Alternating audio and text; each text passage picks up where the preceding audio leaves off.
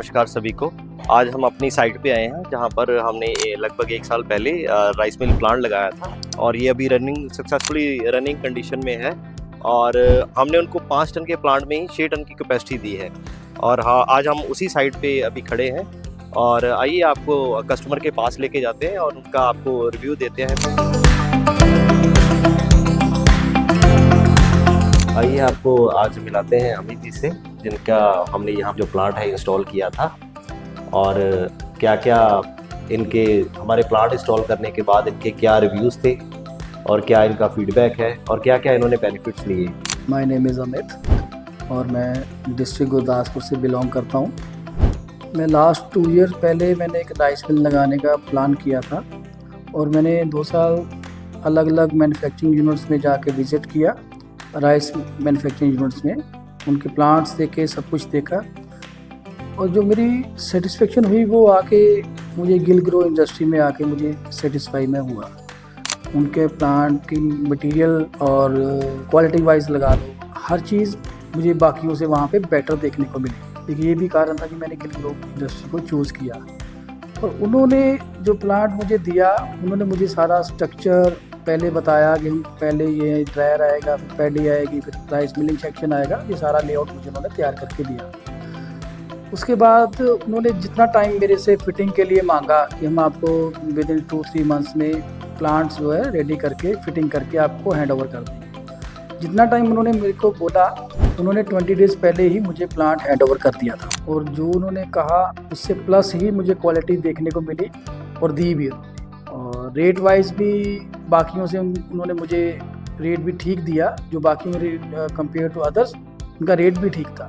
मेरी प्लांट लगाने की जो इच्छा थी वो 6 टन कैपेसिटी से अबव मैं चाहता था कि मेरा जो प्लांट चल लगे वो 6 टन कैपेसिटी से अबव लगे, क्योंकि आजकल कैपेसिटी का ही वैल्यू है। जितनी आपकी प्लांट की कैपेसिटी होगी उतनी आप लेबर कॉस्ट आपकी कम होती है।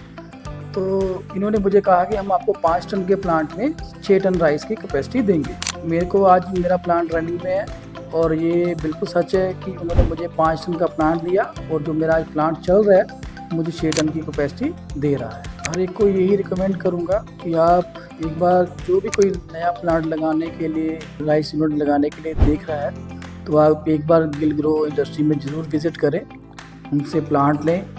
गिल ग्रो इंडस्ट्री के साथ जुड़ने से मुझे एक चीज़ ये भी देखने में मिली कि इनको अगर हम सर्विस कॉल करते हैं ना, तो ये विद इन आवर्स में हमें सर्विस प्रोवाइड कराते हैं। जबकि अदर्स मैन्युफैक्चरिंग जो यूनिट्स होते हैं वो तब तक आपको सर्विस देते हैं जब तक उनका यूनिट आपके इंस्टॉल नहीं हुआ। इंस्टॉलेशन करने के बाद कोई भी सर्विस नहीं देता।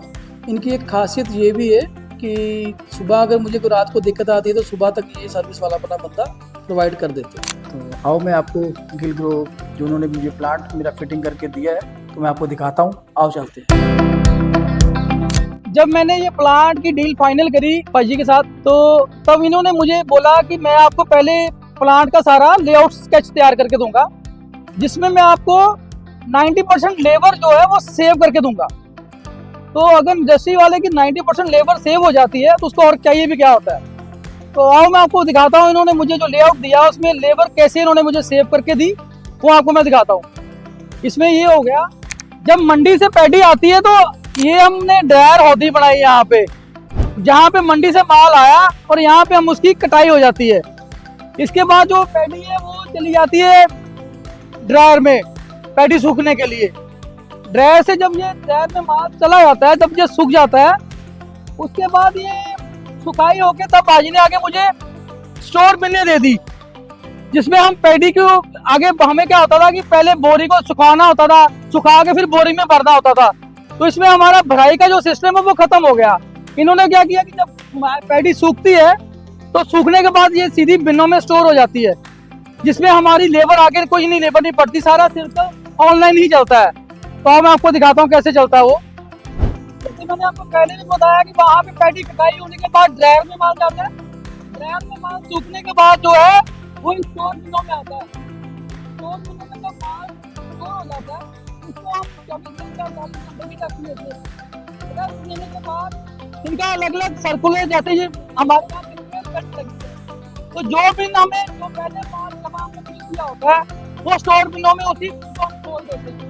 तो वाली फिर टर्न बाई टर्न हर दिन को खोला जाता है। उससे ये माल आगे आगे हमारी पैदा होती होने के बाद ये माल आ जाएगा ये पैडी। यहाँ से हमारी मिलिंग सेक्शन शुरू हो जाता है। जैसे कि मैंने आपको बाहर बताया कि यहाँ से हमारा मिलिंग सेक्शन शुरू हो जाता है। बाहर पैडी क्लीनर से पैडी अंदर आती है, वो यहाँ पे आके इन हस्कर में आती है। हस्कर से आगे मिलिंग सेक्शन शुरू हो जाता है। जैसे कि मैंने आपको पहले भी पीछे बताया कि पीछे पैडी जो है वो वहाँ पे हस्कर में आएगी। हस्कर से आगे ये इन्होंने हमें बटरफ्लाई पेटी दी है। बटरफ्लाई पेटी में आगे पीछे हमने स्टोर बिन लगाई। स्टोर बिन से वो माल जो है वो पॉलिशर में आता है। पॉलिशर से आगे माल जो है वो सिल्की में, और सिल्की में सीधे आगे चला जाएगा। वहाँ पे वो हमने राइस हौदी बना दी। राइस हौदी जो है वो वहाँ से माल सीधा हमारा सॉर्टेक्स में चला जाता है। फिर ये हमारा पॉलिशरों से जो राइस तैयार होता है वो तैयार होके फाइनल यहाँ पे आ जाता है। फाइनल होने के बाद फिर ये हम आगे सॉर्टेक्स के लिए चला जाता है। जैसे कि मैंने आपको पहले बताया कि पीछे हमारा फाइनल आ रहा था, फाइनल राइस, फिर वो फाइनल राइस आगे सॉर्टेक्स में आता है। सॉर्टेक्स क्लीन होके फिर यहाँ पे ये हमारा सॉर्टेक्स क्लीन राइस आ गया। इसके बाद हमारा ये राइस चला जाता है FRK की ब्लेंडिंग के लिए। वहाँ पे राइस ब्लेंड होके ये फाइनल राइस हमारा पैकेजिंग के लिए तैयार होगा।